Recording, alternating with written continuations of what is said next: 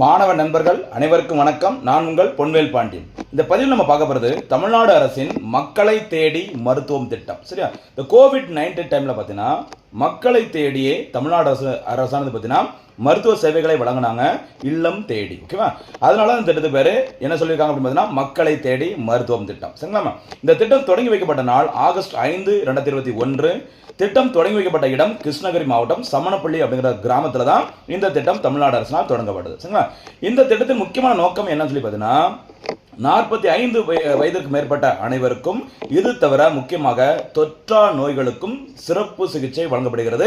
அவங்க வீட்டுக்கே பக்கத்தில் வந்து அந்த சிகிச்சை வழங்கப்படுகிறது. சரிங்களா, அந்த தொற்றா சிகிச்சை அப்படின்னா, அதாவது தொற்றா நோய் அப்படின்னா முக்கியமான நோய்கள் அப்படின்னா கேன்சர் சொல்லலாம், சரியா, சர்க்கரை வியாதி டயபெட்டிக் சொல்லலாம், பக்கவாதம், மூட்டு வலி, இந்த மாதிரி பெரியவர்களுக்கு ஏற்படுகிற ஓகேவா எல்லா நோய்களும், முக்கியமாக தொற்றா நோய்களும். சரிங்களா, அந்த மக்களை தேடி மருத்துவ திட்டத்தின் கீழ் தமிழ்நாடு அரசினால் சிறப்பான முறையில் செயல்படுத்தப்பட்டு வருகிறது. சரிங்களா, இதன் மூலம் பார்த்தீங்கன்னா அதிக அளவு நன்மை அடைகிறது யாருன்னு சொல்லி பார்த்தீங்கன்னா முதியோர்களும் மாற்றுத்திறனாளிகளும் என்பது குறிப்பிடத்தக்கது. சரிங்களா, இப்படி சூப்பராக இந்த திட்டத்தை தமிழ்நாடு அரசு செயல்படுத்தினால 2024ஆம் ஆண்டில் ஐக்கிய நாடுகள் சபையானது ஒரு முக்கியமான விருதை இந்த மக்களை தேடி மருத்துவ திட்டத்திற்கு வழங்கினாங்க. அந்த விருதின் பெயர் United nation inter agency task force விருது என்பதாகும். சரியா, ரொம்ப முக்கியமான விருது.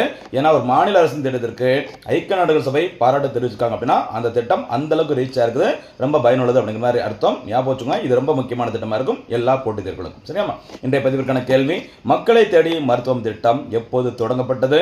மக்களை தேடி மருத்துவம் திட்டத்திற்கு ஐக்கிய நாடுகள் சபை வழங்கிய அந்த விருதின் பெயர் என்ன? இதற்கான பதில்களை கமெண்ட்ல சொல்லுங்க. நன்றி.